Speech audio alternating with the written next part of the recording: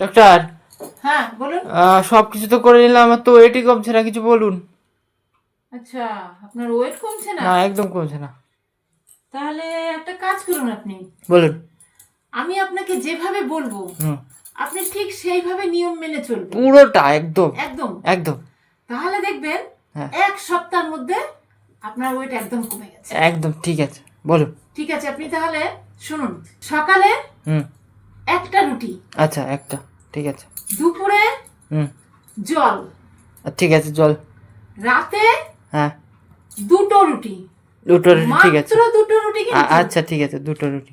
এইভাবে করুন। হ্যাঁ, এক সপ্তাহ পরে এসে আমাকে বলবেন। আসছি, এক সপ্তাহ পরে আসছি। ঠিক আছে।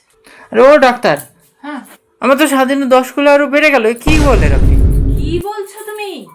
হ্যাঁ, কি করে 10 কিলো বেড়ে গেল? তুমি ঠিক মতন করনি? যা বলেছেন একদম হুবহু করেছি, আবার কি করব? তা কি করেছেন শুনি? এই সকালে যেমন আলু ডিম সিদ্ধ ঘি দিয়ে ভাত খেয়ে মাত্র একটা রুটি খেয়েছি।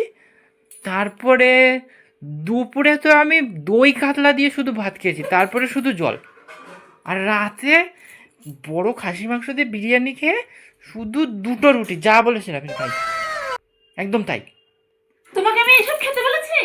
আরে ডক্টর, বিরিয়ানিটা যা ছিল না, হেভি ছিল মাইরি।